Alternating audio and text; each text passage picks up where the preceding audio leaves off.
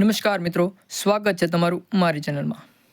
આજે આપણે આ વિડીયોની વાત કરવાની છે ગુજરાત પોલીસ ભરતી વિશે, જેની અંદર ઉમેદવારોને હવે થોડા જ સમયની અંદર જિલ્લા પસંદગી માટે બોલાવવામાં આવશે। તો ઉમેદવારોએ જિલ્લા પસંદગી કરવા માટે તૈયાર રહેવાનું છે। તેના વિશેની માહિતી આપણે આ વિડીયો અંદર મેળવવાના છીએ। તો જો તમે ચેનલમાં નવા હોય તો વિડીયોને લાઇક, શેર અને સબસ્ક્રાઇબ કરતા જજો। તો આપણે વિડીયોને આગળ જોઈએ।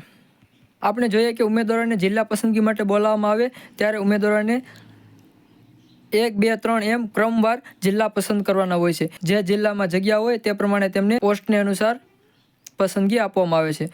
તો તેમને 3 જિલ્લાઓ પસંદ કરીને રાખવાના છે અને તેની અંદર પણ કેટેગરી પ્રમાણે જગ્યાઓ હોય છે। જેમ કે દરેક જિલ્લામાં જે તે કેટેગરી એટલે કે SC, ST, OBC અને EWS અને જનરલ તેવી રીતે જગ્યાઓ જોવા મળે છે। અને જો તમારે મેરિટ ક્રમ મુજબ તમે પસંદ કરેલા પહેલા જિલ્લામાં તમારી કેટેગરીની જગ્યા ખાલી હશે તો તમને તે જિલ્લાની અંદર ફાળવણી કરવામાં આવશે। અને જો તે જગ્યા ભરાઈ ગઈ હશે તો તમારી બીજી પસંદગી એટલે કે જે તમે બીજો જિલ્લો પસંદ કર્યો હશે તે જિલ્લામાં તમને પસંદગી આપવામાં આવશે।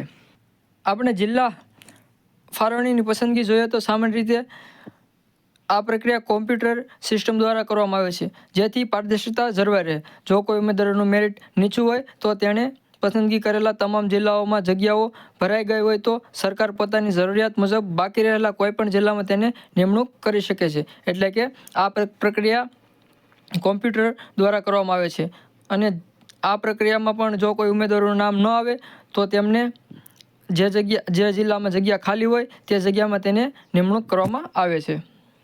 અને ઉમેદવાર મિત્રોએ ધ્યાનમાં રાખવા જેવી બાબત છે કે તેમને પોતાના જિલ્લામાં પસંદગી જોતી હોય છે, પરંતુ મેરિટના આધાર પર જ તેમને પસંદગી આપવામાં આવે છે। અને મહિલા ઉમેદવારો માટે સારી વાત કહેવાય છે કે તેમને પોસ્ટિંગ પસંદ કરવામાં ઘણું અનુકૂળ રહે છે, કારણ કે તેમને પોતાના જ પસંદગીના જિલ્લામાં અથવા તેમને અનુકૂળ હોય તેવા જ જિલ્લામાં તેમને પસંદગી આપવામાં આવે છે, પરંતુ અંતિમ નિર્ણય મેરિટ પર જ હોય છે, જે જગ્યા ઉપર આધાર રાખે છે।